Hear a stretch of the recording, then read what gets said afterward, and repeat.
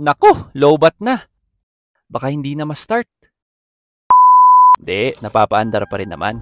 Para iwas aberya, palit na tayo ng car remote battery. Pakita ko na rin kung paano. Ito yung susi ng Mitsubishi Montero Sport 3rd Gen. Similar siya sa ibang Mitsubishi car key fobs, kaya similar din yung process ng pagpapalit. Una, tanggalin muna natin tong mechanical o emergency key.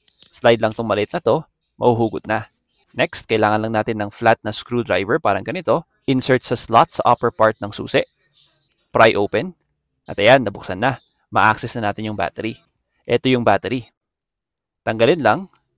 Tapos palitan natin ng bago. I got these CR2032 batteries online, although I think meron namang nabibili sa mga hardware or auto stores. I just chose this particular brand kasi gusto ko yung child-resistant packaging niya. Yan o, 3-in-1 child shield. Safe sa mga kids. Sa mga may anak, alam naman natin na minsan kung ano-ano sinusubo ng mga bata. Eto, hindi nila basta-basta mabubuksan. At kung mabuksan man, meron siyang bitter coating para again, hindi tuluyang may subo o malunok. Tsaka wala pang 100 to, 2 baterya na. Kung kailangan nyo rin, nilalagay ko na lang yung product link sa comments. Balik tayo sa installation. Ayan, kita naman kahit may gunting, medyo challenge siyang buksan. After matanggal sa package, lagay na natin sa car remote. Once it fits in place, balik lang natin yung cover.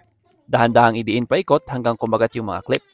Ibalik yung mechanical key. At ayan, ayos na. Spare key ko pala to. Mas nauna pa siyang nalobat kaysa dun sa madalas kong ginagamit. Kaya rin advisable na pinagpapalit-palit silang gamitin every month para hindi agad mag-discharge parang nangyari dito. Lalagay ko na lang yung link ng car battery sa comments in case same key or batteries tayo at kailangan nyo na rin magpalit. If you find this helpful, leave a like and subscribe for more.